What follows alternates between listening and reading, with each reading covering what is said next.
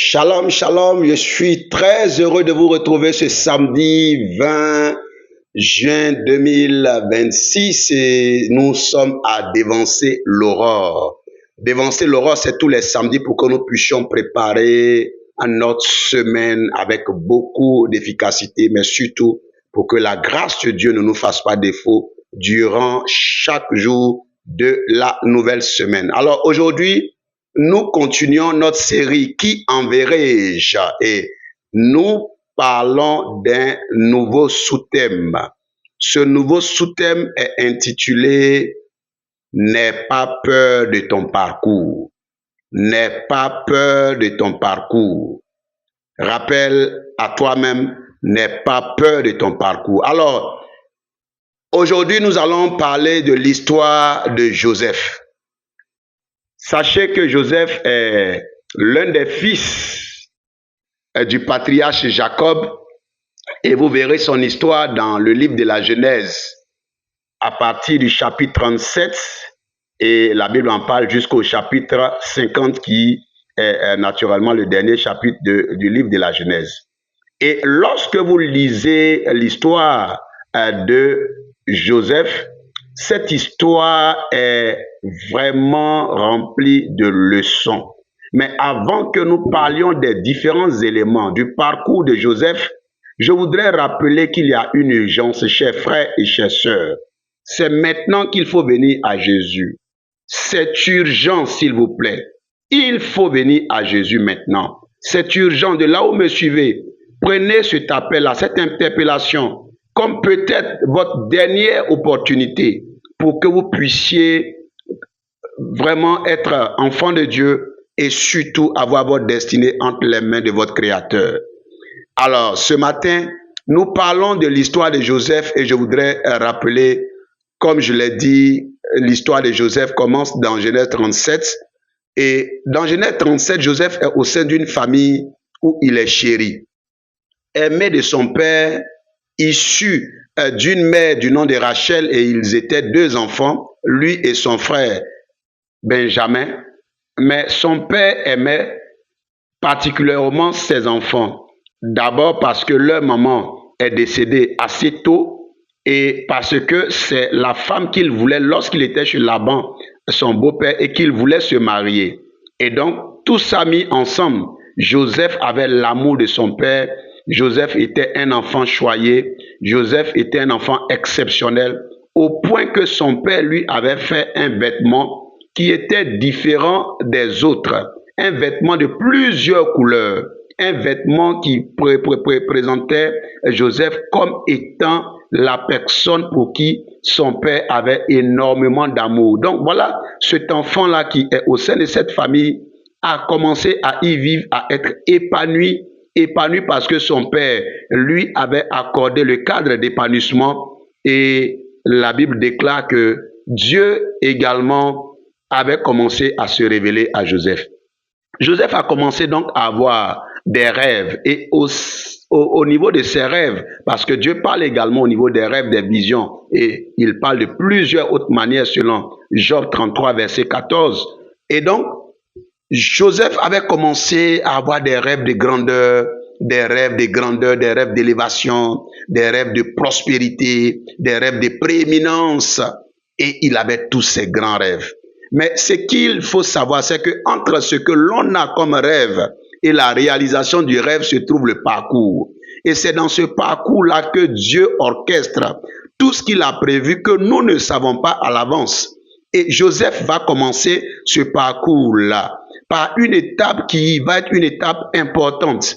Lorsque Joseph, qui a ses rêves de grandeur, qui va devenir grand, plus que ses frères, et qui va également être une bénédiction pour toute sa famille. Oui, tu vas être une bénédiction pour toute la famille. Oui, tu seras grand. Oui, tu auras la prééminence. Oui, on va t'acclamer. Oui, on va t'applaudir. Mais avant que les acclamations ne commencent, avant que la célébration n'arrive dans ta vie, il y a un chemin. Et je voudrais te demander, chers frères et chères sœurs, de ne pas avoir peur de ton parcours. Alors, Joseph a commencé. Et la première réalité qui va lui arriver, un jour son père lui demande d'aller pour retrouver ses frères là où ils étaient en train de paître le troupeau. Et lorsque Joseph y va, ses frères qui lui vouaient de la jalousie déjà vont décider de le tuer. J'ai rêvé que je vais devenir grand. J'ai pas rêvé que je vais mourir. Ses frères vont décider de le tuer. Et après qu'ils aient essayé, ils vont finir par le vendre à des marchands, à des commerçants égyptiens. Joseph va être vendu comme une marchandise. Premier virage du chemin. Et ce virage-là, Joseph va le connaître parce que c'est un virage dans le parcours de Joseph qui va l'emmener à être au nombre des marchandises. La Bible dit que c'était des vendeurs d'aromates. Et Joseph va être également dans les caisses d'aromates. Il va être également mis au nombre des objets et il est vendu. Vendu comme un service, vendu comme une marchandise, comme un produit. Et donc, dans le parcours, il y a cette phase où Dieu ramène Joseph de son piédestal. Dieu ramène Joseph à sa plus simple expression. Joseph va voir qu'il n'est pas si exceptionnel que ça, comme lui faisait croire son père de par l'amour dont il était entouré. C'est une étape qui, par moments, fait douter. Mais je suis d'une famille, par moments, d'une famille aisée. Mais comment est-ce que je peux vivre cette partie? Comment est-ce que je peux connaître ces difficultés-là? Joseph a connu cette phase et cette phase avait pour objectif de l'amener à renoncer aux préjugés qu'il avait de lui. Il était déjà grand. Mais d'abord, Dieu te ramène à terre. Dieu te ramène à ta plus simple expression. Dieu te fait croire, il te ramène pour que tu saches que tu n'es pas aussi exceptionnel que ça, que tu fais partie des gens sur qui il doit travailler, que tu es également comme toute l'argile que Dieu a entre ses mains. Tu n'es pas une argile exceptionnelle, tu es l'argile comme tous les autres. Tu es quelqu'un qu'on doit façonner. Et Dieu va montrer à Joseph que Joseph avait besoin d'être façonné. Chers frères et chères sœurs, n'ayez pas peur de votre parcours. Même si vous vivez la phase, j'appelle cela le virage du parcours où Dieu est en train de vous dire simplement que vous avez besoin d'être façonné. Vous avez besoin de renoncer à ce que vous pensiez de vous. Vous avez besoin de descendre de votre piédestal. Dans ma famille, je mangeais tellement, j'étais très bien habillé. Voici que je me retrouve dans une situation où je suis obligé de faire attention à mes habits parce que j'en ai pas beaucoup. Mes possibilités ne sont pas nombreuses. Je me retrouve dans un temps où je suis obligé de renoncer à mes préjugés, à mes préférences, à souvent mes goûts, à souvent mes manières, à souvent mes caprices. Et cette phase-là est vraiment un virage important. Et Joseph va vivre ce virage important sur le chemin de sa destinée. Et quand il va évoluer, il va arriver en Égypte chez quelqu'un, il va y avoir encore une vente, une deuxième vente, double humiliation. Il a été vendu par ses frères, mais ceux qui l'ont acheté vont le revendre. Il va être vendu à nouveau. Il va être traité avec condescendance à nouveau. Il va être traité avec mépris à nouveau. Il va être traité avec dédain à nouveau. Il va être traité comme un objet, comme du matériel à nouveau. Chers frères et chères sœurs, même quand vous avez l'impression que les souffrances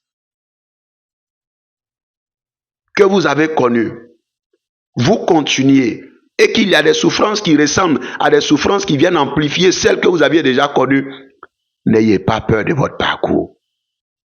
Joseph est encore vendu, et cette fois-ci, chez un certain Potiphar, un homme important, un homme grand.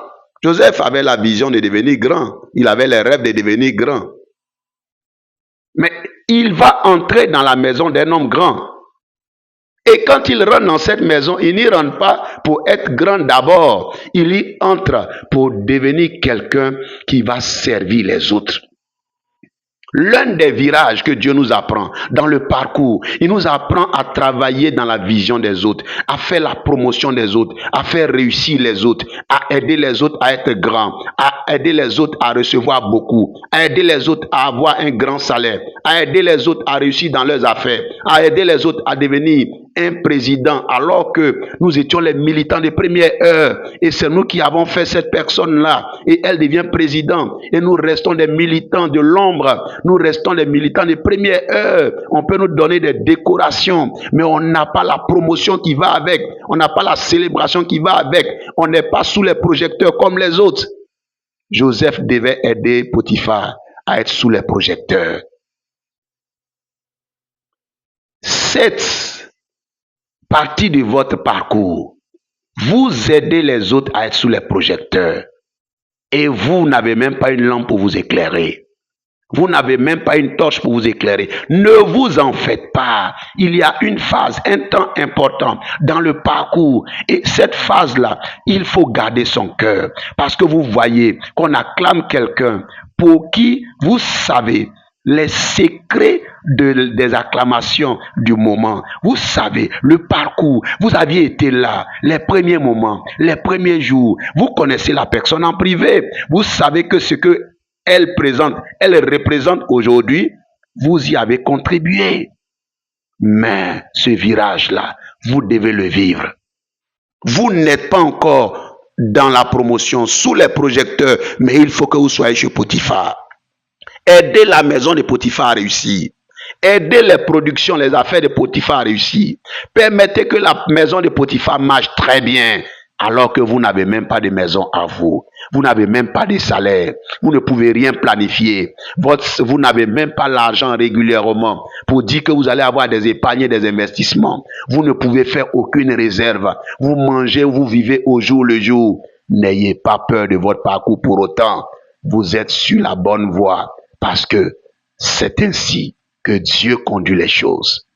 Joseph, chez Potiphar, le lieu où il a travaillé pour faire la promotion de Potiphar, pour réaliser les rêves de Potiphar, pour permettre à Potiphar d'être grand, d'avoir de quoi manger dans son grenier, au lieu qu'il soit décoré, au lieu qu'il soit récompensé, au lieu qu'il soit félicité en public, c'est une humiliation qui est son salaire. C'est un déshonneur qui est son salaire. Joseph va vivre ce qu'il n'avait jamais imaginé vivre. Et s'il vous plaît, soyez sûr d'une chose. Dieu, dans le parcours qu'il a avec vous, va vous faire manger votre totem. Il va vous faire vivre ce que vous redoutiez le plus. C'est pourquoi Job l'a dit. Ce que je redoute, c'est ce qui m'arrive. Ce que je crains, c'est ce qui m'arrive. Si vous n'aimez pas la honte publique, on vous mettra la honte.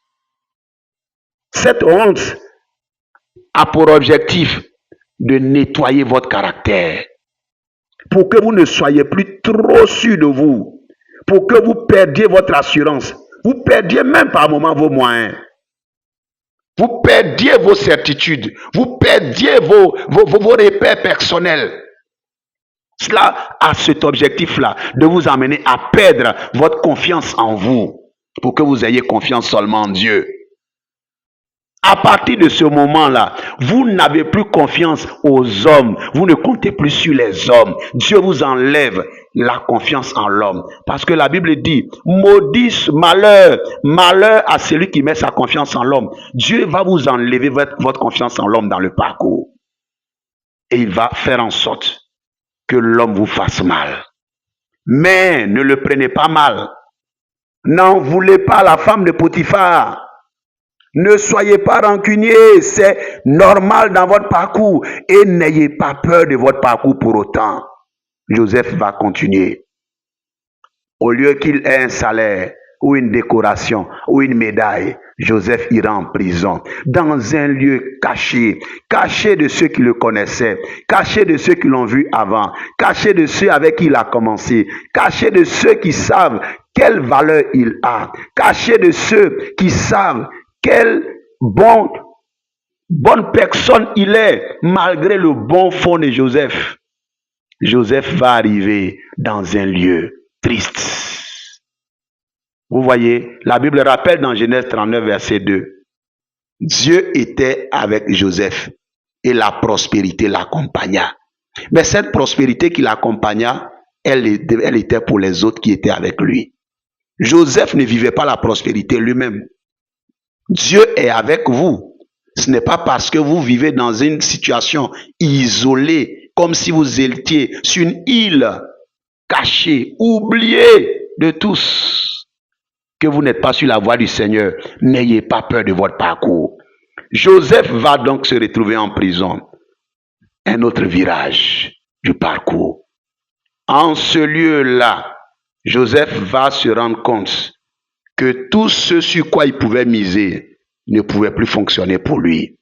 Les anciennes pensées, les anciennes résolutions, et c'est à partir de ce moment que les gens mettent leurs résolutions, leurs projets dans le tiroir, abandonnent leurs rêves. Mais n'abandonnez pas votre rêve, n'ayez pas peur de votre parcours, car vous êtes avec le Seigneur et vous êtes sur la bonne voie. Joseph arrive là, il est prisonnier. Il n'y a que le régisseur de la prison, le directeur de la prison qui lui trouve encore de la valeur. Et pourquoi? Parce que Dieu était toujours avec lui. Ce n'est pas parce que vous souffrez que Dieu n'est plus avec vous. Ce n'est pas parce que vous êtes dans ce virage-là que Dieu n'est plus avec lui. Mais c'est un virage important.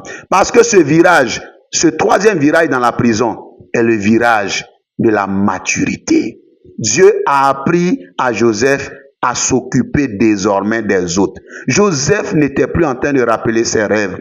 Joseph n'était plus en train de porter l'habit de son père avec fierté. Joseph n'était plus en train de démontrer qu'il était un bon gestionnaire, comme il le faisait dans la maison de Potiphar. Joseph n'était plus en train de prouver qu'il était intègre, comme il a prouvé à Madame Potiphar. Joseph se demandait, c'est vrai, je suis intègre. C'est vrai, j'ai tout ça. Mais ce qui arrivera viendra de Dieu. Dieu aime cette position-là. Oh, ce qui m'arrivera viendra de Dieu. Mon histoire ne viendra ni de l'Occident, ni de l'Orient, ni des hommes, ni de ceux qui m'ont connu. Mais la main de Dieu parlera pour moi. Dieu témoignera en ma faveur. Dieu se souviendra de moi. Et Joseph était là. Mais entre-temps, Joseph s'est occupé des personnes dans la prison. Et c'est comme ça qu'il va rencontrer le panetier, le boulanger du Pharaon. Il va rencontrer également les chansons, la personne qui servait le vin, qui s'occupait des caves du Pharaon. Et la Bible déclare, lorsqu'il va s'en occuper, c'est vrai, ce que Dieu avait mis en lui va continuer à s'opérer. Il va avoir la grâce de Dieu. Les dons de révélation vont se manifester. Il va avoir une parole de connaissance et de sagesse concernant leurs rêves et leurs songes. Il va leur donner l'explication. Il va leur dire également avec la parole de sagesse ce qui allait arriver. Et la Bible dit, ils vont encore l'oublier. Ça va se réaliser, mais les chansons vont l'oublier. Et il va avoir l'autre parcours. Dans le parcours, il va avoir l'autre virage, le dernier virage. Dieu va permettre qu'on se souvienne de Joseph. Donc, il avait eu un rêve au début, mais le rêve s'est réalisé à la fin. Dieu a permis que Joseph connaisse la phase où il descend de son piédestal, connaisse la phase où il sait qu'il était réduit à sa plus simple expression. Il connaisse la phase où il devait lui-même aider les autres. Ils connaissent la phase où il devait faire la promotion des autres, mais connaissent le virage où il devait maintenant connaître la maturité. Et Joseph arrive au palais de Pharaon. Arrive au palais de Pharaon. Et quand il y arrive, la Bible déclare que Joseph est promu premier ministre. Le rêve s'est réalisé, mais le parcours n'a pas été évident. N'oubliez pas, s'il vous plaît, demain est dimanche. Allez trouver une assemblée. N'ayez pas peur de votre parcours. Pour ce que vous avez entendu, n'ayez pas peur de votre parcours. Entrez dans la présence de Dieu demain. Participez au culte et que Dieu vous bénisse. Amen.